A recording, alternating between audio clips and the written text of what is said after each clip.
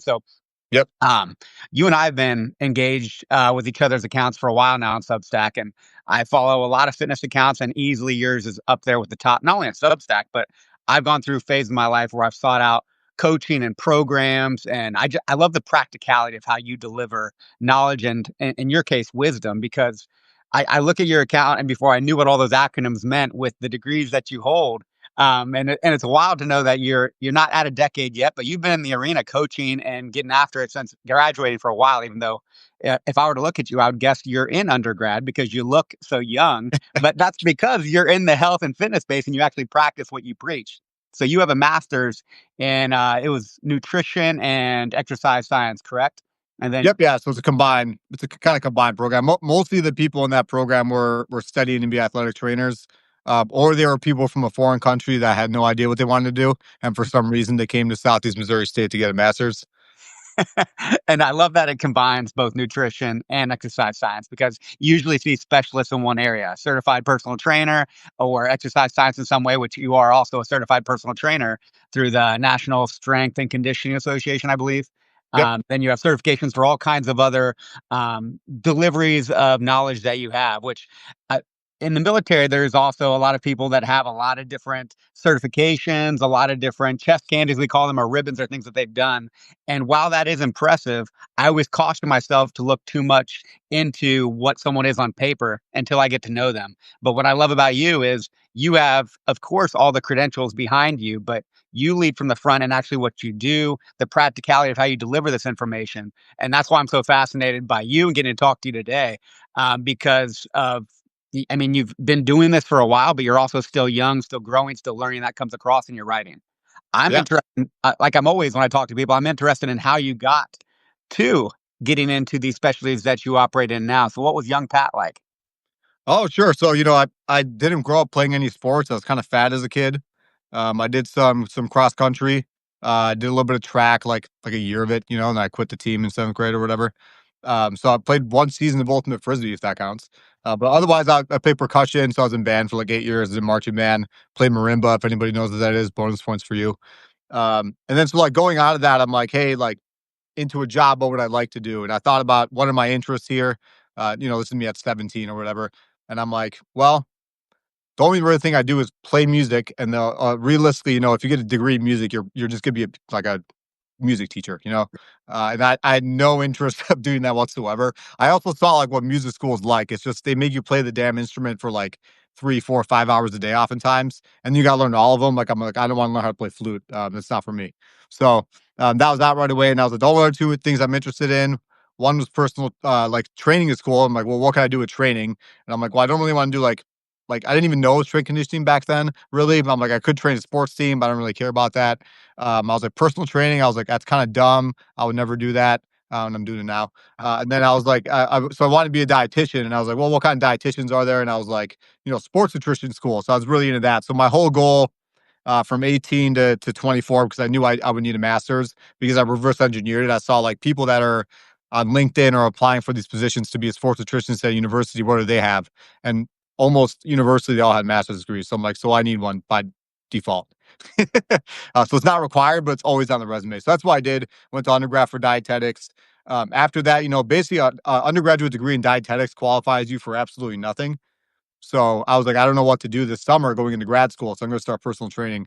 And that's why I did that. I'm like, oh, this is going to be kind of a stupid job. I'm just going to teach people like how to do push ups or just yell at them or something. I don't know. And to my surprise, like people just don't know how to exercise. I had no idea. I was like, you guys don't know how to squat? What do you mean you can't lunge? I'm like, you can't do a push up? You can't even do one? And I thought, back then when I was 20, like whatever, 22 or whatever, I'm like, at least most men that are not obese can do a pull up. Not the case. Or at the very least, like they could do 5 push-ups or 10 push-ups. Not the case. So I was running into these problems like, wow, this is actually kind of a lot of problem solving, especially with people that don't really know how to move their bodies. So I thought that was interesting. So I got more into it. And I was always training at the time, I did Olympic weightlifting. I did a couple strongman competitions. Never anything. I was never good at strongman. I'm tiny, but it's a lot of fun. Did some powerlifting, did that kind of stuff. So it was good to kind of apply those methods for other people. And I'm like a huge nerd on this stuff. So I would write programs. I still do, just like on on theory. I'm like, what if I wanted to improve someone's bench press? How I write this program? And I wouldn't even do the program sometimes. I'm like, here's what I would do. So I was like super into this kind of stuff. That led me into grad school. Did the grad school thing. Did a bunch of other like courses, classes, that kind of stuff. But that's the whole. Yeah, that's the short of it, I guess.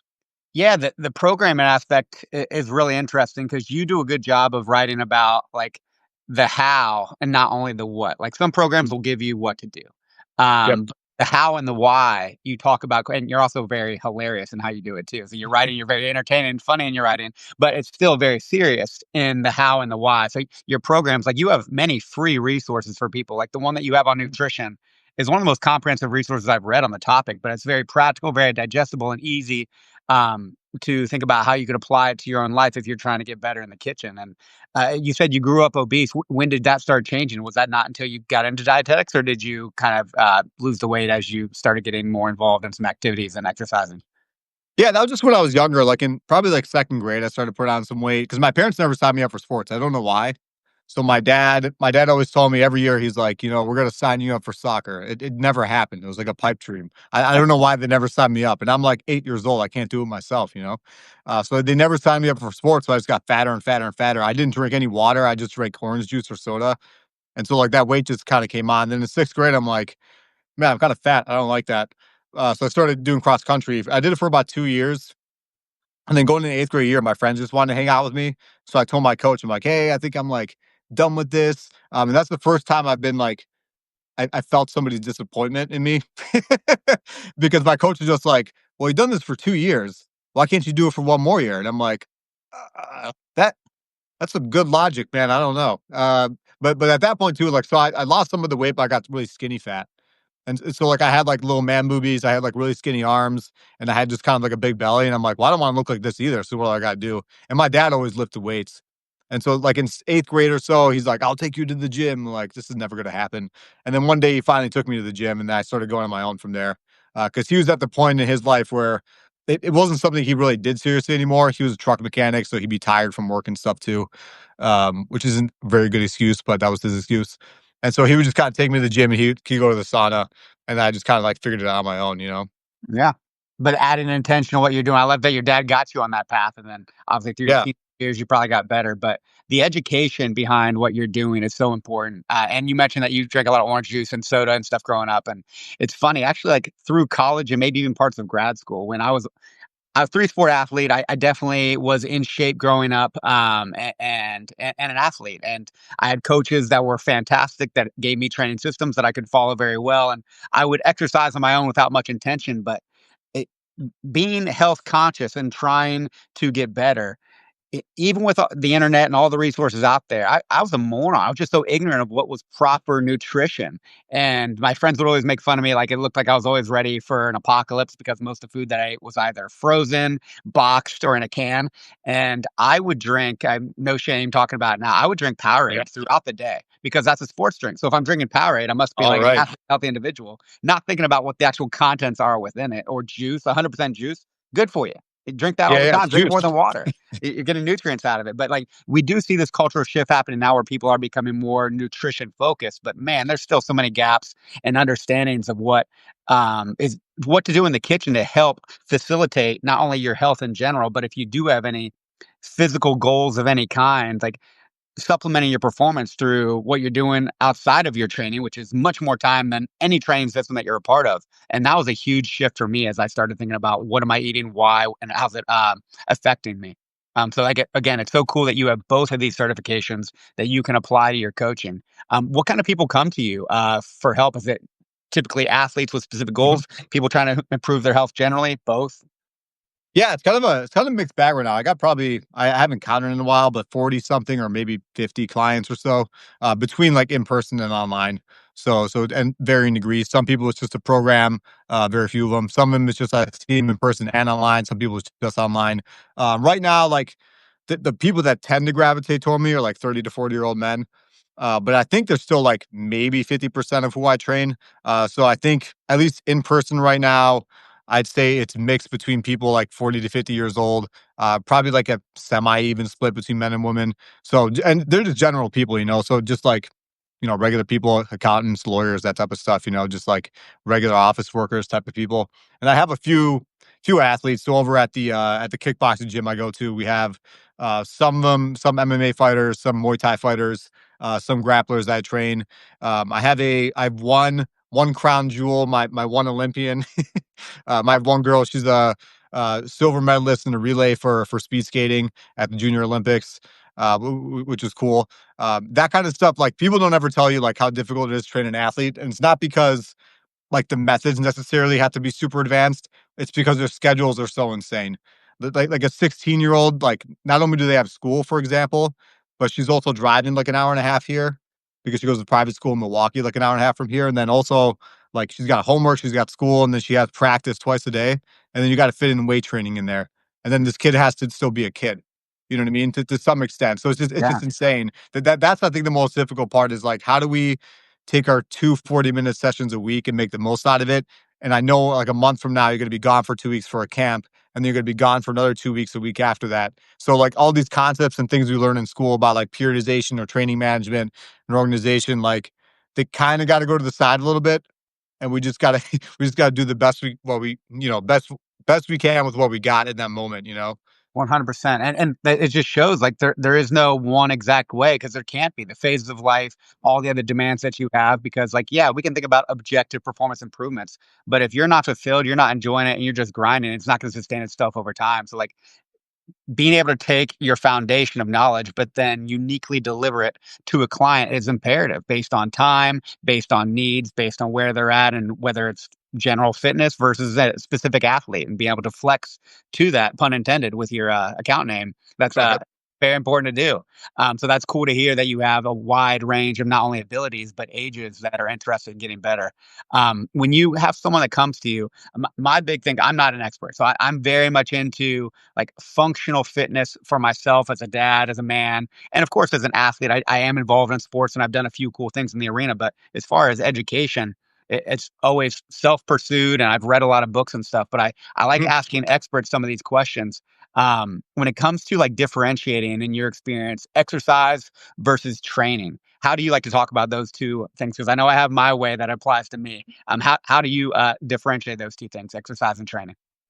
Oh, sure, yeah, great question. So one key point on this before I get into that, I think a lot of, for example, like government guidelines or recommendations, they talk about what's called physical activity. And physical activity and exercise are not the same thing. I don't think people recognize that. So those guidelines that they give, it's like 150 minutes a week or something like that of Yep. physical activity. That is not bicep curls. I mean, it could be, for example.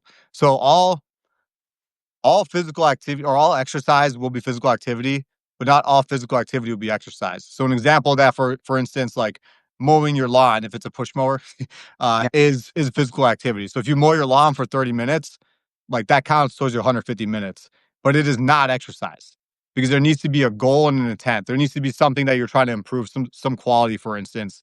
So just doing something random that's like getting your heart rate up a little bit. And when I say this, usually people get like mad at me too. It's like I don't make the rules, guys.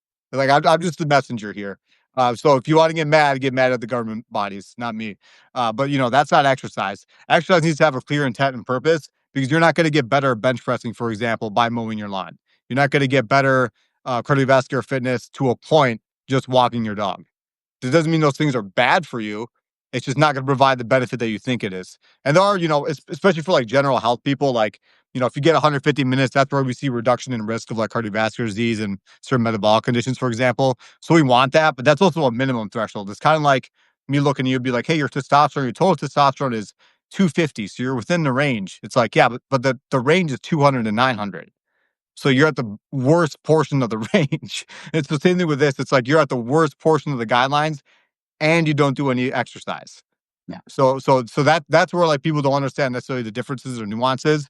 But training, especially like a lot of people, I'd say, even if they're in the gym, they're probably just exercising. I think, in my opinion, at least, at the very least, training needs to have a clear goal and outcome. So, like when I'm going in the gym, for instance, like I separate everything in for myself, at least for 3 week blocks, typically 3 week training blocks of a mental cycle. So that's like a portion of a larger program. So usually I do like 12-week programs, and there's 4 3 week segments in there. And so I do that 3 weeks and I have a clear goal in that 3 weeks. I'm like, hey, I want to get my bench to this around this number for this repetition range or whatever it might be for that purpose. And these accessories, I'm really focusing on, let's say, strengthening my triceps, for example. And then the next 3 week block, I might do something else. So there's a clear intention behind it. I'm not just going to the gym and being like, I'm going to do some of this, some of those, and I'm going to like finish with some of that. That's where I think like that's where you find a clear difference between people that get results and people that don't.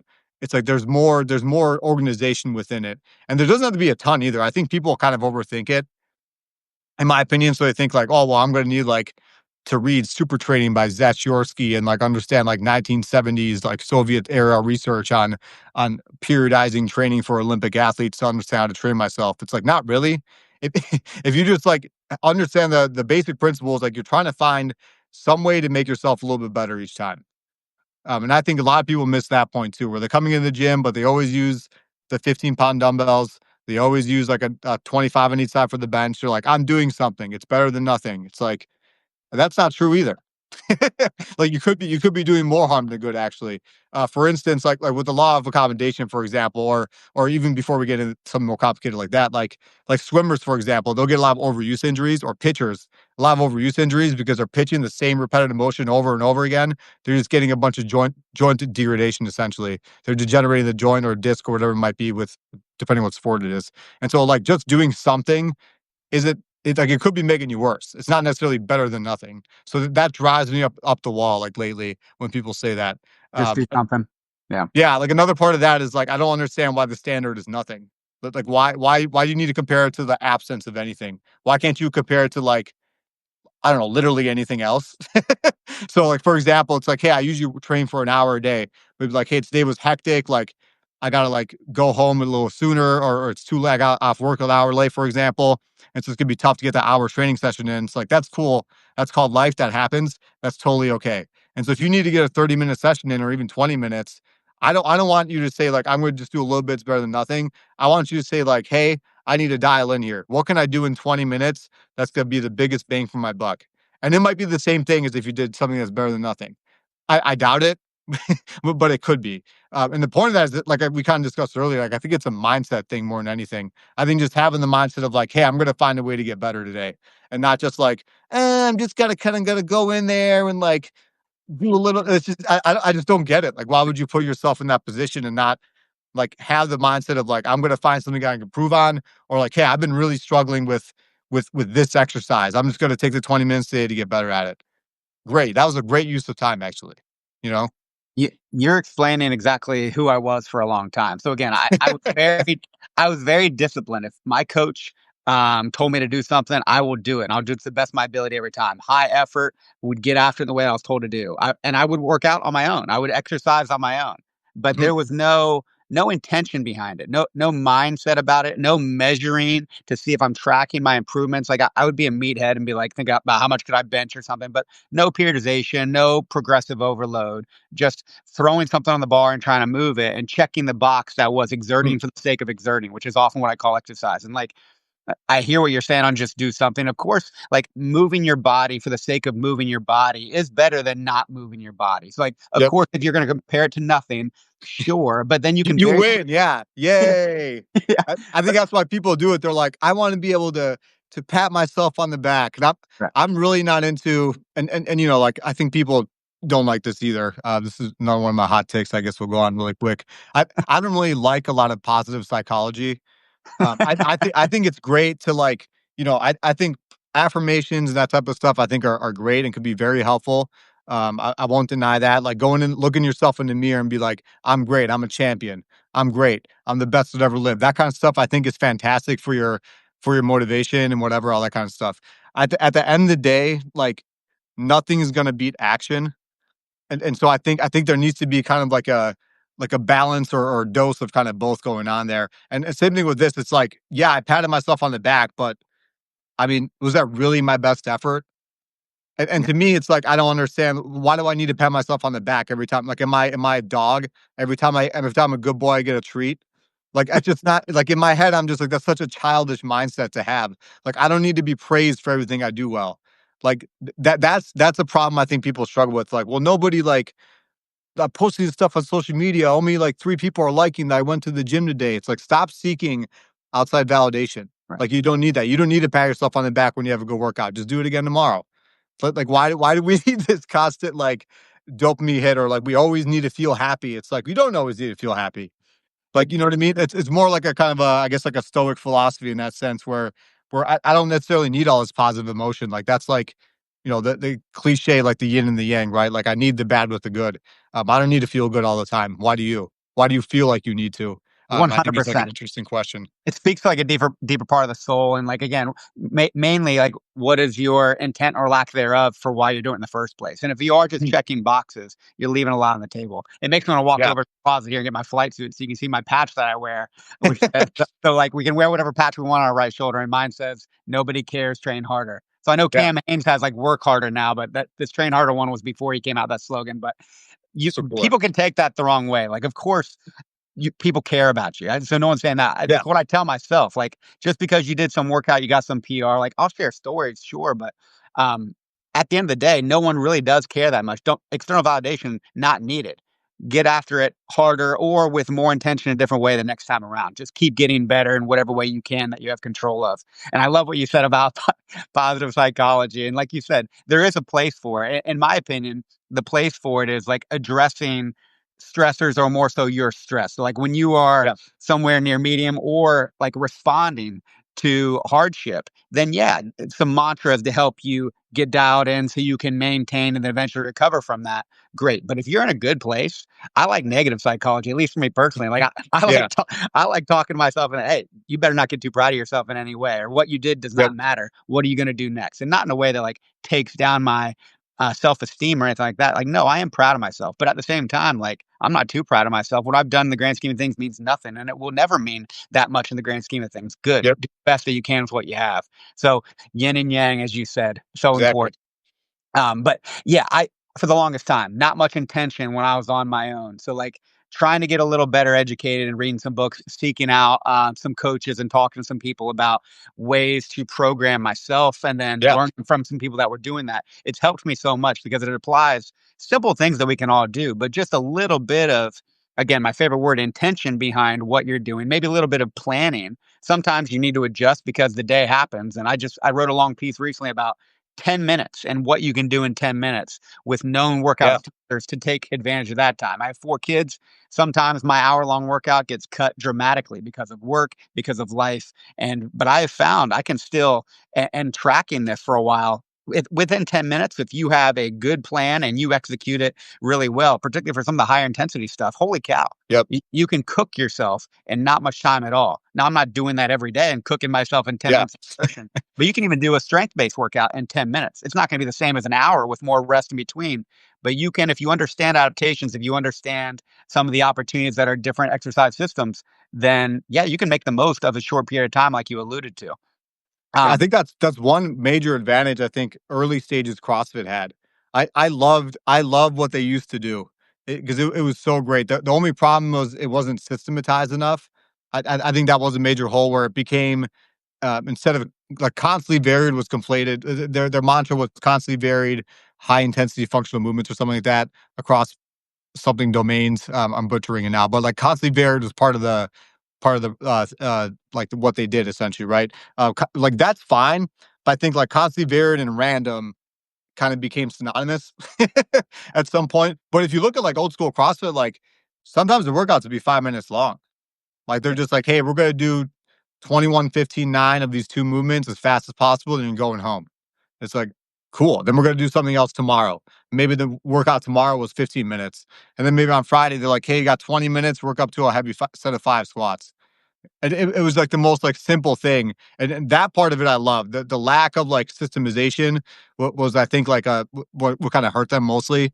especially for people that kind of wanted that structure, or especially once the games came up, because then it became less about health and more about like how do we get people ready for this event. Yeah. Yep. It's a very good point. And I've drawn a lot from CrossFit. I threw a few workouts in that recent post that I did. There's a lot of stuff that I still love from it. But like you said, that seems like a big hole for how do you progressively improve upon that rather than come in, execute the WOD, and then come back the next day. a Yep. different wad. And now we're just talking about if you don't injure yourself and don't do too much, which coaches really adapted to that well to keep people safe. But again, we're just kind of maintaining fitness, which again, better Mhm. than nothing. But are Yeah. we actually improving, and how much are we leaving on the table? And I think the same can be said to the kitchen, and there are a lot of things that you can do, which is better than not having any intention whatsoever. But I would imagine with a lot of people you work with, they're already health conscious. That's why they're paying a professional to help them get a little bit better. But what are some trends that you see, particularly in today's day and age, where so much knowledge is available online for free, and you offer it yourself even? But when Mm. people come to you, maybe even having sought out some of that knowledge, where are some of those gaps or some of those untapped myths that offer the most opportunity? I have my thoughts, but I'd Yeah. much rather just hear what you say first. Yeah, I mean, immediately what kinda comes to mind is people think they earn the right to do the most complicated thing possible. So, like, when they wanna run before they can crawl, you know what I mean? So they're like, "Hey, I wanna try this, like, keto, or I wanna try this, like, carnivore diet, or what do you think about this?" I'm like, "What do you think about eating 3 square meals a day?" And they're like, "Oh, well, like, that won't work. It's not in the magazines." I'm like, "Alright." I mean, like, that's where we gotta start. I really think people need to. I think if you don't have systems, you're always gonna default to your systems, right? So if you're used to never cooking for yourself, you're never really eating vegetables, you're never really trying to get enough protein in a day, it's like, all of a sudden, you think if we don't focus on those things, you'll somehow magically get that together just because you went keto. Like, it's not gonna happen, man. So, like, I think a lot of that is people need systems. They need a day. And I'm pretty practical usually when I sit down and do this with people. Where I'm like, "What day are you making your meals on?" Like, well, sometimes it's Monday, sometimes it's Tuesday. If my dog gets sick and the chickens run loose, it's Thursday. I'm like, "That's done. We're not doing that anymore. You're doing it all in one day, or you're doing it all 2 days a week." So I think back in the day, like when I first started nutrition coaching, and my first ever personal or second or third personal training job, whatever, at a big local, kind of big commercial gym, in suburban Chicago. I was a nutrition coach, and the problem was I gave people too many choices. I legitimately think that was the problem. I'm like, well, what do you want to do? And now I'm trying to be more black and white because it does need to be kind of that way. Like, I'm the coach and I do know better than you. I don't mean that from like a sense of like ego, but like, hey, like, you're paying me a lot of money to make you better. And I take that very seriously. So I'm going to make you better. I'm going to do what I think is right because you're asking me, right?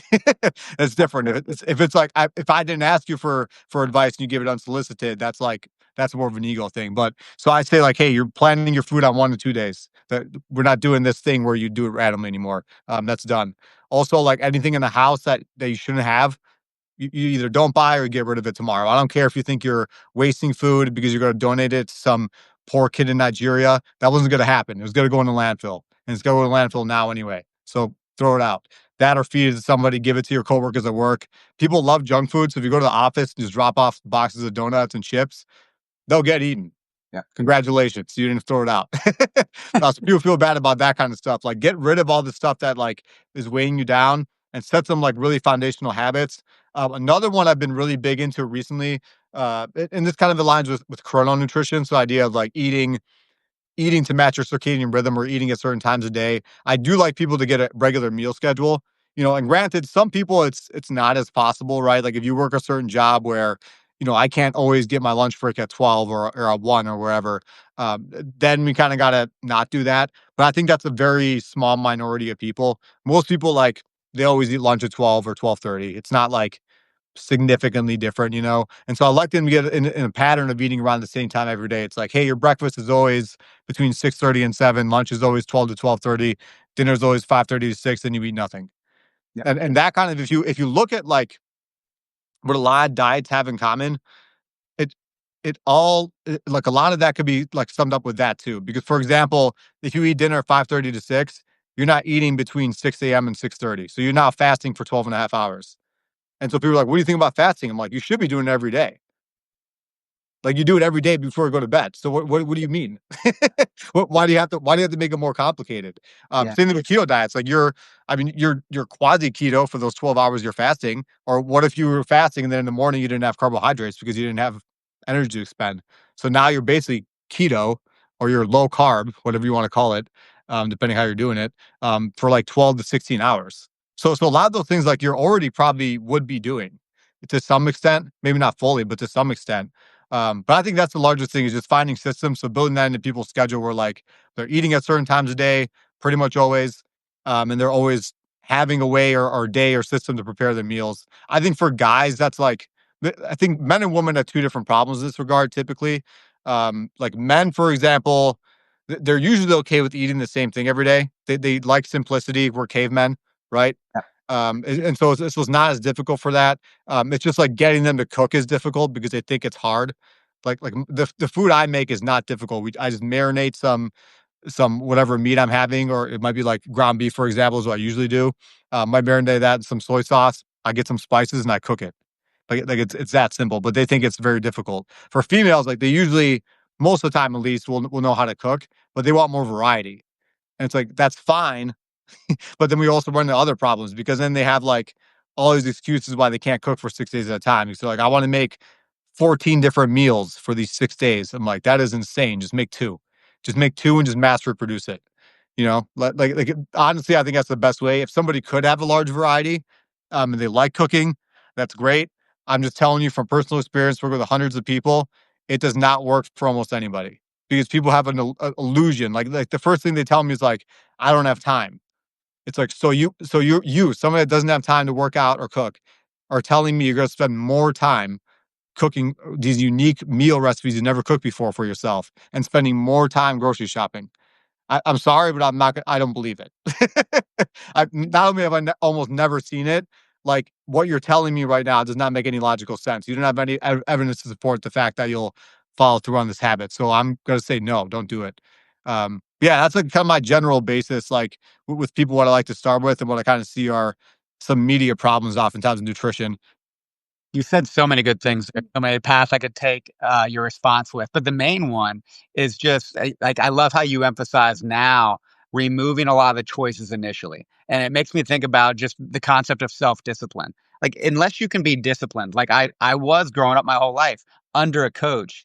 I never thought it out, nor did anyone teach me. At least no, I was aware of teach me programming, periodization, all that stuff to help me do my own program. I could follow it, but so I was really disciplined, but that self-discipline, maybe I was checking boxes without intention, but I didn't know how to be um, knowledgeable in my self-discipline. I didn't Yeah, know how to train. I just knew how to exercise. So that self-discipline with proper foundational education and then wisdom of having a coach show you this will work. It is different than what you're used to, and change is scary, yada, yada. You don't think you have time, but you have way more time than you're aware of. Are you willing to change to see if that change will lead to the growth that you're looking for? And if you give it enough time, because a lot of people will dabble in keto and feel like crap after a week or dabble in yeah, whatever, which also it may not align with your goals in any way, may not be good for you. It doesn't need to be complicated. yep, Having a coach give you a pretty simple structure that aligns with your goals. Because another thing I see often is people often need to eat more than what they're used to lose weight. oh yeah,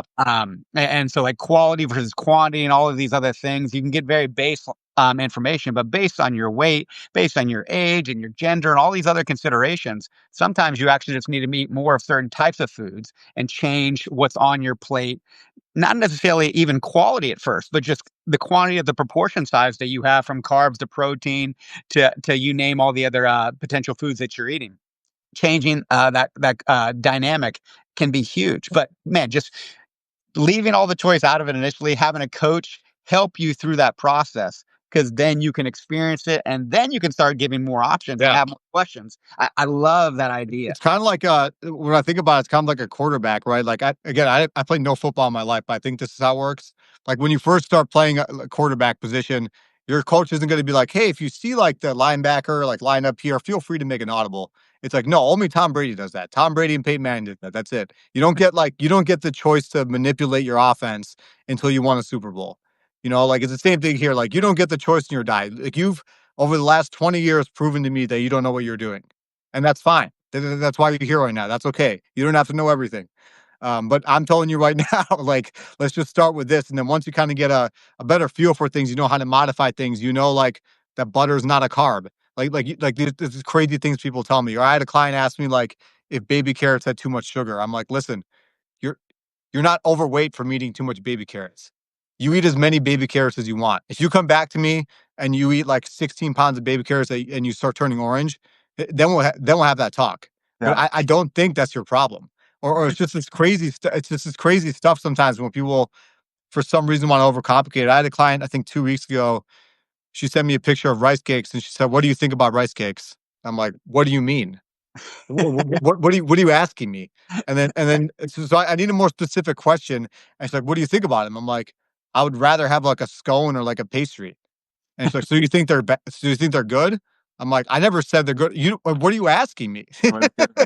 And then what's funny is like then we had a discussion of like, listen, like if you want to eat rice cakes, it's fine. But there's it's highly processed. There's not much nutritive value to it. If you just want something to fill your stomach a little bit, that's fine. I could still think of better options. Like a piece of fruit probably would be better.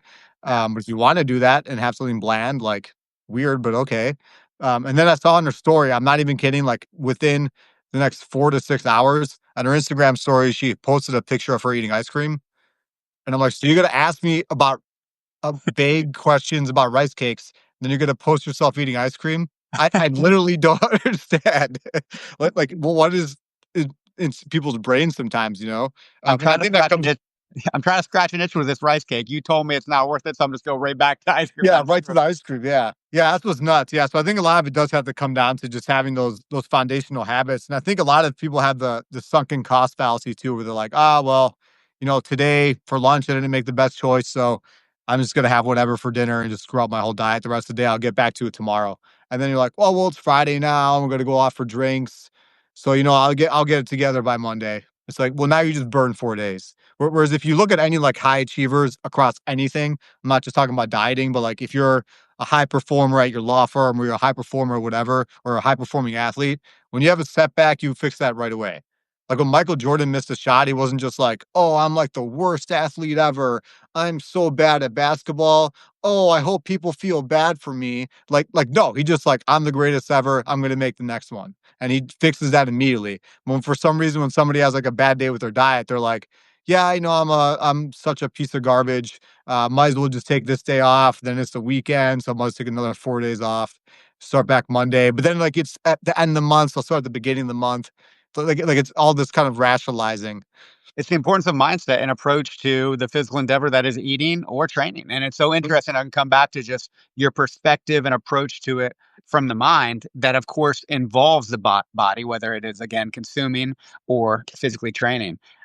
You also talked about fasting, and that's another one that Mhm. I love to write about and think about not only from food, but from anything else that might not be the most productive things in our life. But in the case of food, I know, like, even without us, again, adding conscious intention of what you do and why, can offer so many opportunities in every day. And you Yeah, mentioned that the excuse of time is a big one I hear from people very often. But then you start looking at where they spend their time around their meals, even if it's going out to dinner and getting takeout, shopping, and then cooking those meals and all the other things that goes into it. And then like how much time we spend around thinking about and executing eating is very interesting. And that's just for the meals that you're eating, because people will also snack when they feel the tinge of hunger.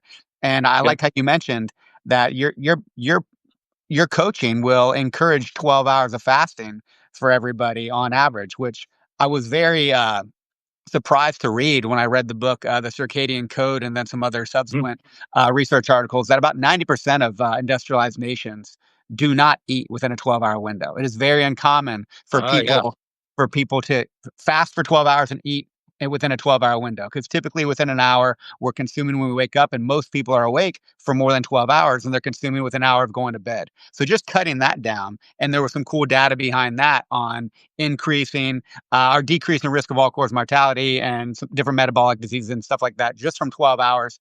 There's some other evidence around fasting and benefit can have as you decrease the eating window a little bit more. But again, if that's one route that you want to go to manage your hunger, cool. But just the act of eating three simple meals, removing a lot of the concern and need to think about eating after you're done with that dinner until the next morning, not snacking in between until you give that a chance for a little bit while, and then see how much better you feel, how much more you can manage the urge that is hunger with realizing that you are not starving, and then have more time to think about other things that you want to do with your life. It can be liberating. And I like that yeah, your systemization with people that simple. Remove the choice altogether. If you don't need to think about food, you have a lot more time on your hands than you can think about, and that's when we can start talking about training. More time that you have to get after it in the gym or whatever way you want to. yeah. Yeah. I have tons of questions for sure about training. Oh, And yeah. I know you work with a variety of athletes, but most importantly, you do it yourself. And we talked before we hopped on about how you go through different phases with different goals. And I know you just finished a speed and running phase that you went through. And I liked how you were tracking not only your runs and your times, but also your heart rate, which was phenomenal. This is a side question. Do you typically track your biometrics, or is that just in particular for this running? So like, if I'm doing cardio, I'll have the chest strap on, I'll track it. A lot of it is like retrospective, I guess. So I won't necessarily be caring what my heart rate is while I'm running. Right now, because I had a time domain based goal, but I've done it in the past where I'm like, hey, I want to keep my heart rate between whatever this range is for X amount of time or for X interval. So I've done both. I do think it's so highly relative, and if you even, like, read, like, one research study on this, you'll know what I mean. It's just most people don't, so they, you know, don't understand, but, like, a zone 2 cardio session for me versus, like, the guy that won the Tour de France, whoever that may be, it's just so different. His intensity is so much higher, and even just stuff like stress, for example, can affect your resting heart rate or your max heart rate, for example, or what if it's hot outside? It's just so much can affect it, so it doesn't really, like, matter that much. I think like at the end of the day, it's weird how much stuff just comes down to feeling. It's just like it's just hard to assess as a new trainee, like again, because you don't have that experience. It's kind of like I said with choices with diet, same thing with choices with training. Like if you don't know what max heart rate feels like, for me to tell you to go to a max is it's kind of useless information. Like I do that with my fighters, for example. I'm like, hey, this is threshold work. I need you 2 minutes at 90% plus max heart rate. And there's people that do it. They're like, yeah, it wasn't too bad. I'm like, then you did it wrong because this it should be the worst thing you've probably ever done in your life at this point. Like it is so horrible. Like I remember doing those sessions thinking like I'd be like panting and heaving and I'd be looking at myself in the mirror and I'm like like my legs would be hurting so bad because I squatted the day before and I just got kicked in the leg a bunch like 2 days before that. I'd be like, I swear to God, when I'm done with fight camp, I'm never doing this ever again. I mean, and the whole time I had to like will myself to do it. I'm gonna win this fight. I'm gonna beat this guy up, and I'm like, this is so much mental energy, even just to. And then people were telling me they did all right. I'm like, yeah, you did it wrong. So at first you definitely need that kind of stuff, and later you could just kind of use it to inform yourself, and that's what I did. I'm like, hey, like I ran the same distance today. I did it faster and my heart rate was lower. So I know like I'm improving fast. You know what I mean? Yeah, and you get to see, like, the objective performance. I love the idea that you're looking at it, in this case, retrospectively rather than during, but you're obviously a scientist too of yourself, and you're practicing these different systems to maybe supplement your coaching or build upon it. Mhm. So I know you're gonna do a lot of things just to try it out because you have Yeah. that kind of mind, and never have I ever tracked my heart rate or had a wearable, but I'm actually getting ready to try out, like, 3 months with Whoop just out of curiosity because I've been all subjective, perceived exertion levels, thinking about my breathing and how well I'm able to breathe through my mouth versus my nose, Yeah. to think about which zone I'm in. And if you're doing 90% or greater, you shouldn't be able to take some draws, or definitely not some exhales through your nose. You're not going hard enough if you can do that. So Yeah. that's how I tend to coach people, like thinking about your breathing or your ability to talk or not. Yeah. If you're able to talk during a workout and even mutter an utterance, you're not above 90%. Yeah. Um, And yeah, there's ways, like I said, like you're probably doing it pretty well too. There's points where I'll look down. I'm like, my heart rate's high. I look down. I'm like, yep. I'm right. Or I'm like, no, it's a little too low. I got to speed up. And I'll look down. I'm like, I was right. It's yeah, just like when you do it enough, you get such a good base and such a good understanding of yourself. And you're not right 100% of the time, but most of the time I'm pretty spot on. It's actually scary. Like I remember at one point I was running, I was like, I want to do a 6:30 mile pace for these intervals, and then I started running, and I was like, I think I'm about there. And I looked down, it was like 6:35, and I'm like, yeah, I'm a machine now. I know yeah. exactly where it's at. The But more you it do takes so anything, much practice. the more you do anything, the better you get with it. And same thing, like the different workouts, I have a pretty good semblance of where I am with time within these different EMOMs or AMRAPs and different time periods, just based on the exertion level and the experience of doing it. So I'm excited to use the Whoop to do exactly what you're Yeah. talking about, to see subjectively if I'm at where think I am objectively. But what I'm not so excited about, and frankly, I don't care, is like the recovery scores and how well I Oh slept the yeah. night before. I have 4 young kids. I already know my sleep is not the best, and maybe my body's Yeah. adapting where I'll be It's pleasantly it's not surprised. it's not telling you anything you don't already know. Yeah. I think "Oh, I I'm tell other people unrecovered. too, it's just Maybe I like, shouldn't work out today." No, yeah, I'm gonna like if they wear the Whoop, and I'm like, "Oh, what'd you learn?" They're like, "Oh, my sleep's not good." I'm like, "So what time did you go to bed?" They're like midnight. I'm like, "What time did you wake up?" Like 6. I'm like, "And you thought that was good sleep?" Like, "No." I'm like, "So already it just told you what you already know then." They're like, "Oh, well, I'm gonna do it for another month." I'm like, "Okay, Yeah, like great." wherein it's gonna change your sleep, not actually your habits and what you have control over, but, I actually Yeah, do try to optimize my sleep in the ways that I have control over, but I'm in a phase of my life with my children and different aspects yeah, where it's not always within my control, and so be it. Good reason not to, but, it'll be interesting to see with the biometrics, but, for sure. I know you just changed out of your running phase, and are you getting ready for another strongman, or what are you preparing for something in strength realm? Yeah, doing a strongman, doing Wisconsin's strongest man in October, small guy division, so 81 kilo and under. And right now, 81 kilo, I don't even know that 181 or something like that, 180. I weigh like 160.0 as of this morning, so I'm gonna be probably the smallest dude there. So it should be a fun competition. There's going to be a car deadlift event. There's going to be like a harness. They put a harness on you and you pull a truck. They got a log press. They got a medley. So a bunch of like heavy stuff because strongman's going to be heavy. So shifting the focus here, I still run right now twice a week. I might go down to one, but I'll still do 3 cardio sessions a week. I still do kickboxing 3 days a week. Sundays are really the we got 2 guys right now that are here. Some dude that I don't know came in last weekend too. He's preparing for a fight. So we're gonna have like 3 to 5 active fighters the next few months. And so I'm their punching bag, unfortunately. So they get to beat me up a little bit, like during these Sundays. So that's pretty rough, and that's pretty rough cardio. Luckily for me, since I'm not fighting, I just kind of like this Sunday, for example, I just filled in some wrestling rounds. So every few minutes I'd hop in for a minute and wrestle a guy that's already tired. But oftentimes, like once they start hitting me in the face, it'll be pretty exhausting. So that's added in, but I don't count that as a cardio session. I think that I just count that as sports practice. I'm not counting my like hour-long sparring sessions as cardio. Yeah, and I love that you have all of these personal pursuits on top of your coaching because it's only gonna make you a Oh better yeah. coach. Yeah, it's also gonna help you sustain your ability to live a fulfilled life anyway, but it's Yep. obviously right in line with your arena, and that's why it adds so much more credibility to what you write because 'cause you're not only educated on it, you live it, you practice it, you experiment with it, and then you speak to that, very concisely and very well, so I always enjoy that. When we think about your coaching, and particularly people who come to you just that want to get like you mentioned before, it's pretty staggering the amount of people who can't do 10 and like I'm in the Navy and you would think everybody in the military when you do the physical readiness test, which the standards to pass are not that challenging, but Yep. it can be shocking about how many people in the military work out one time a year and it's when they're required to for the physical readiness test. I heard it might be changing where there's going to be more times and it'd be harder. I hope that happens. It's a great I mean, Yeah. we're paid to be able to respond quickly to different events around the world. Physical readiness is a big part of that, and having Sure. the idea of required physical training elements that make it a little bit harder. I'm all for that. But yeah, it's staggering how many people can maybe fail the physical readiness test. And we think about first responders, and don't get me wrong, these stressful jobs, you can make excuses really quickly. And I can empathize for why people get away from wanting to think about their health outside of their job and they're being altruistic and serving others all the time and then they have their own challenges at home and you think about where can you find the time when I don't have the energy to even think about it, let alone execute it. I can get Yep. that all day long. So having a coach that can make it really simple on you, hell yeah.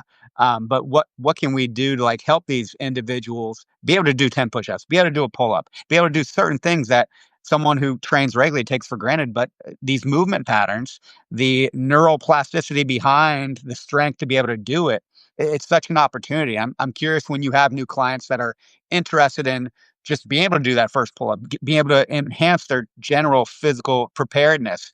What kind of things are you thinking about there? What kind of trends are you seeing and opportunities in general?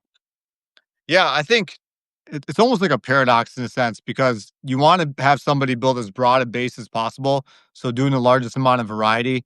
But you kind of touched on it there with neuroplasticity. Like if we only squat like once a week, you're not going to get very good at it. So we might have like less variety at first, but a broad domain of things. So what I mean by that, for example, like we might do, I don't know, like let's say 6 to 8 exercises a day with somebody newer, but we repeat them a little more often, for instance. And so something like a squat pattern would be in there pretty regularly. A lot of that too is just, especially if someone's super out of shape, we need to start with just foundational movement patterns. Yeah. I do like there is a lot of value to something like a machine, for example. Like if I use like a cable machine or like a I don't know, like a bicep curl machine, whatever. It's great for targeting certain things because, for instance, like if I'm very untrained and I don't know how to coordinate my body super well. And this has been shown in research. So, for example, somebody that's untrained will recruit like sometimes 50, 60%, not like about half-ish, depends on the person and the event, yada yada. But about half-ish of the muscles of their muscle. For someone that's highly trained is going to recruit over 90%. Like a sprinter, for example, when they're sprinting, they're using like 95% plus of the muscles in their legs, of muscle fibers. Whereas you or somebody that, like, let's say doesn't sprint or hasn't sprinted in 20 years, they're using about half. Like, Yeah. they're not able to even tap into what they can use. But a machine, for example, since it has more stability, they could recruit more motor units, they could use more muscle fibers. So that's where you can strategically use machines with people, especially if they have like an injury or a deficiency, especially. So somebody, for example, is dealing with knee pain, like I'll still do things like squats and knee flexion and like lunges, stuff like that, for instance, and hinges. But I might supplement with machine work or supplement with bands or something like that, just to target the muscles I want to be more active or stronger kind of right away. But it really depends on the person. If somebody's pretty uninjured and they just kind of need to get their fitness up and they're just a little bit overweight too, and they're nothing's hurting, they're pretty young too, and they don't have wear and tear on their body. Like I might just start them with something pretty simple, just all body weight stuff. And like incorporate weights in that. But for example, what I really like to do is like a simple warm up I do. And people don't know this is a warm up at first. They think it's part of the workout, which is hilarious. But we do something like 10 push ups, 10 rows, like a TRX row, and 10 squats. We do 3 rounds of that with no rest. And there's been plenty of times I do that with people, and they're like barely making it through that. And I'm like, oh, great. They're like, this workout's really hard. I'm like, just the warm up, but all right. And I don't tell them that because I don't want them to feel bad. But like weeks later, I tell them that's the warm up now. And that's something where I'll make them do that same warm up every day they come in. So then they get better at push ups, they get better at squats, they get better at those rows, and they're kind of engaging those muscles a little more often. So they develop the skills. On neuroplasticity, like you kind of mentioned before, like strength is a skill in large part. So like any skill, if I'm trying to like shoot a basketball better, the more I do it, the better I'm going to get at it. The more I bench press, the better I'm going to get a bench press. So we do need to kind of front load that stuff. So if somebody has a more specific guideline, like they need to hit a certain amount of push-ups, for example, it makes sense to me to do them pretty much every day. Yeah. And I really love like if somebody could, I would recommend high frequency for almost everybody. But like training literally every day. Even if it's 15 minutes, like I'm not saying you need to train 2 hours and super hard, but you have high and low. Like some days are hard, some days are not. But I think training every day is, I mean, like if we're talking about an ideal world, that'd be pretty much ideal for me. I think John Bros, who's a weightlifting coach, I don't know if his gym is still around, but he talked about this. He was big on squat every day before it was cool. He took it from the Bulgarians, but basically they would max out their squat every single day. And it's a daily max, right? So like, sometimes you PR, sometimes you don't. Sometimes you hit your minimum, which is usually around 90%, and then you call it a day. Sometimes you hit back offsets, usually you don't. And he talked about how, I think in an interview, they asked him, why do you make people squat every day? And he's like, if your family got taken hostage and they told you you can't save your family until you squat 200 kilos, would you squat once a week? And you're like, no. He's like, what about twice a week? They're like, I still don't think that'd be enough. He's like, you'd squat every day because you're trying to get better at the skill, right? Right. That's a large part of it. And I was like, wow, that makes a lot of sense actually. And I've actually done like a similar program before and it worked really well. But a lot of it is like just developing those skills and those motor patterns.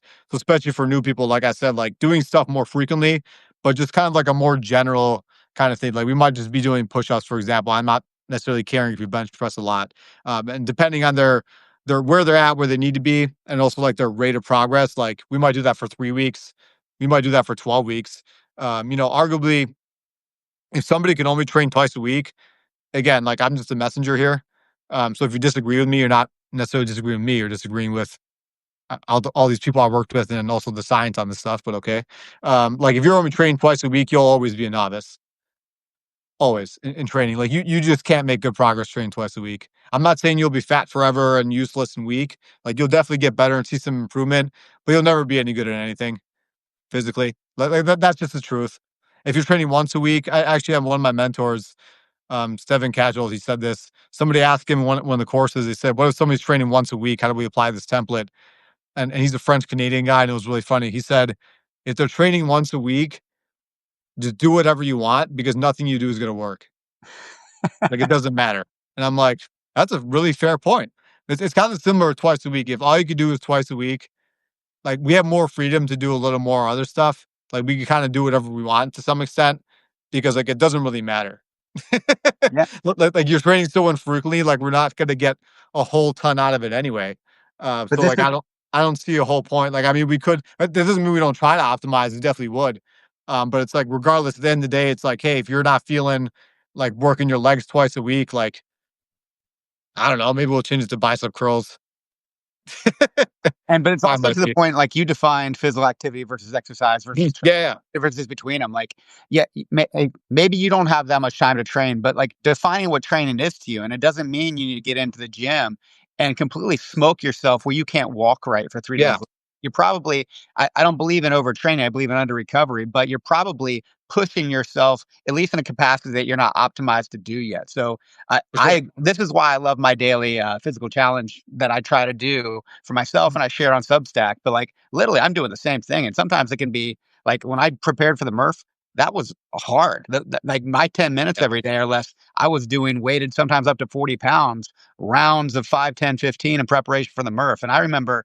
I mean, I've done the Murph for almost every year for over 10 years now. And my best time was back when I was 28 and I had that basketball head that I told you about before we went live. But I yeah, was still in really good shape, and we had an instructor at the HIIT facility, Camp Lejeune, that trained us in preparation that month for the few times I would work out with her a week, and I ran a pretty good time. And now I'm 10 years older and I've had some really good times since then. But I decided to make my daily fitness challenge the same movement pattern. I would vary how quickly I would do it if I was unweighted up to 40 pounds, which is twice as heavy as the Murph.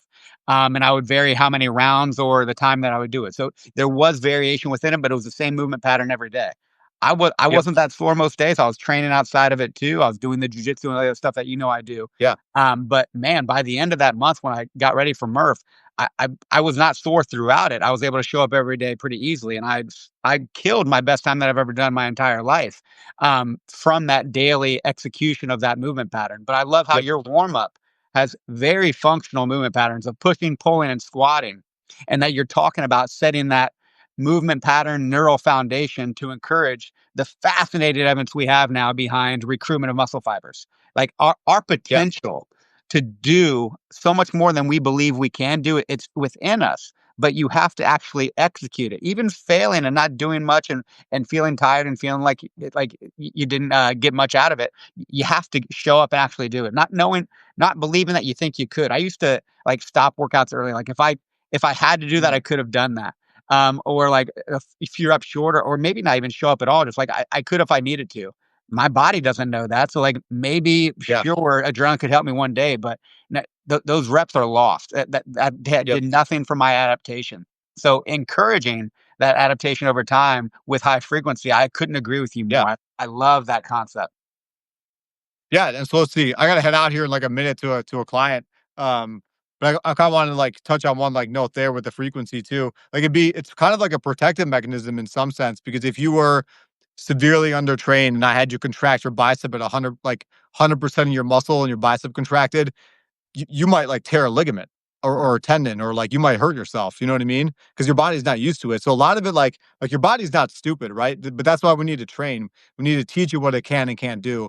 And that's why, to your point, too, like we need to kind of push those boundaries a little bit because a lot of it is mental. And I find that that's where like having events or stuff that like excites you or goals like are super necessary. Like when I did my 12-hour ruck a few weeks ago, so it was 12 hours of 7 p.m. to 7 a.m.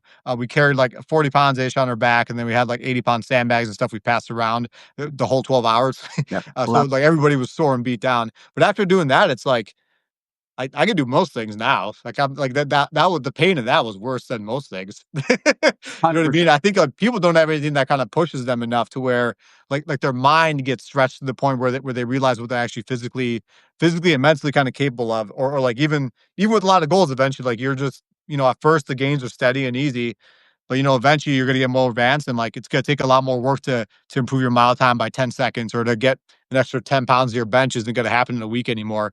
It might take a year. But then if you pivot to another adaptation, it's gonna be that much easier Mhm. to gain it because of the skills that you gain in that one. So, like, you and I were talking about Sure. breadth of experience in different skill sets and how we find ourselves getting PRs in different domains, but they're Mhm. supplemented by having the endurance, having the strength, having the mobility. And I love that idea for most people if you're not a particular athlete that's a professional. I could talk to you Yeah. all day, brother. I know you have a client right Oh, yeah, now, yeah. so I won't keep yapping. Thank you so much. This was Thank awesome. We'll have you. to do it again sometime. Yeah, for sure. All right, brother. Take See you care. later. Yep.